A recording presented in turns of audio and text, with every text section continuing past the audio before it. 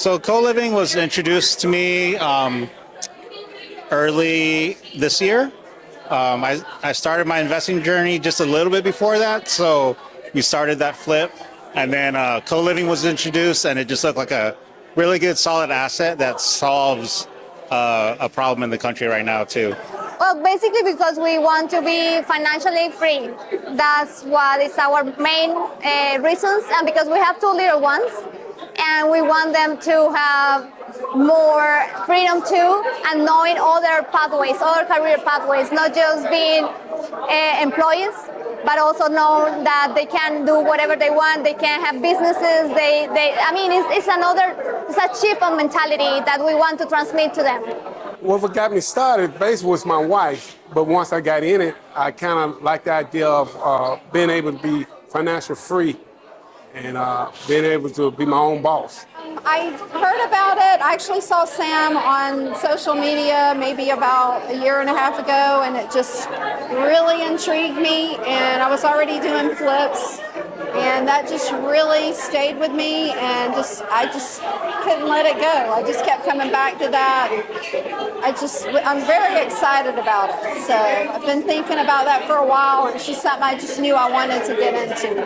I'm trying to look for more time for me and my family. I have a very rewarding but demanding W-2 job, and now I have young kids, and I want to spend more time with them, so I want to buy some of my time back, and so that's the reason I started investing on co-living.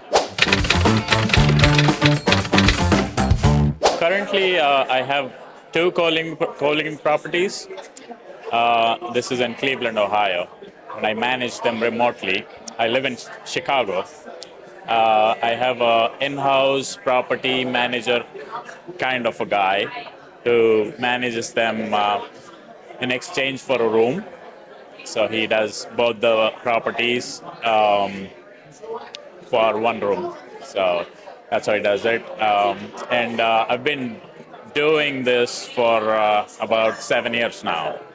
And recently I stumbled upon Sam on the Bigger Pockets podcast. And okay, there is somebody doing it and doing it right.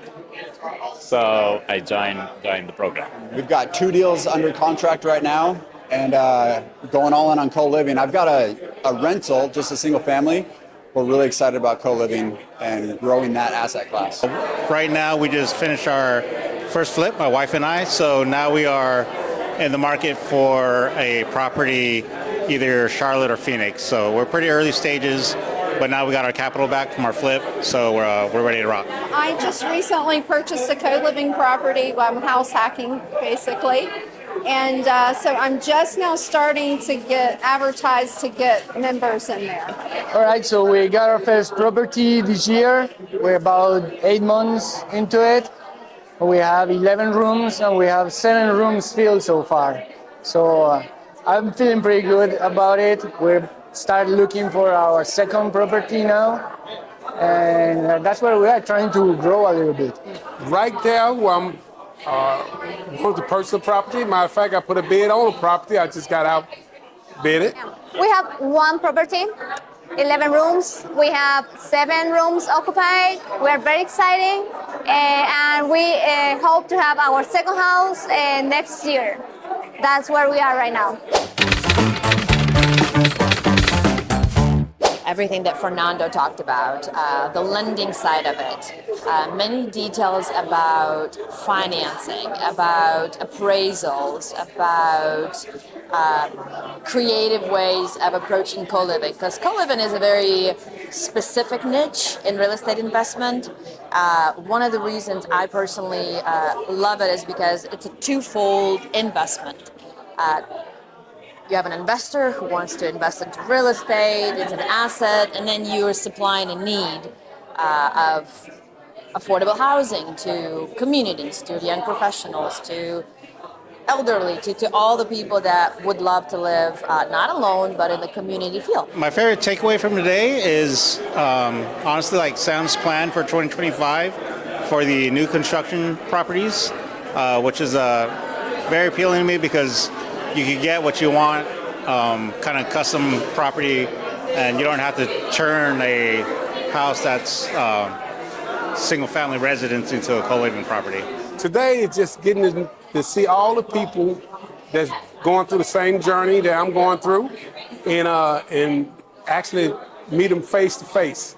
I've seen everyone on video, but this time seeing everybody on face to face was a good takeaway for me. I really enjoyed it. My favorite takeaway from the day is that we all go through the same type of issues. That is never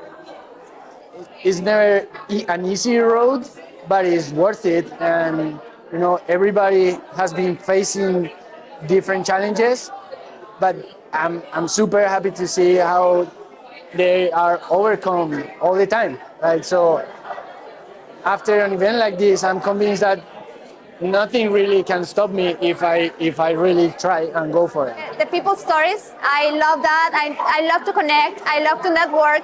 I think that everybody has a different story, and I can get something from them in different ways. I love to partner.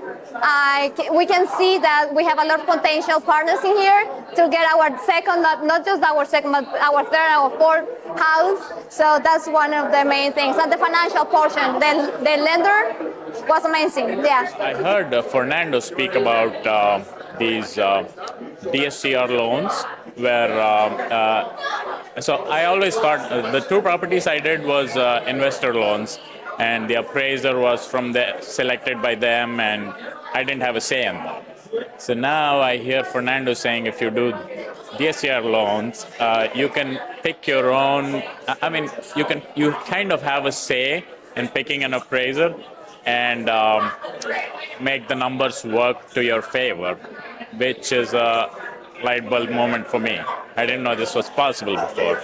So for my next property, I'll look into that. Dude, just the network is your net worth, right? So today I met a ton of great people who have insights that I don't have yet and have saved me a ton of time from learning those the hard way.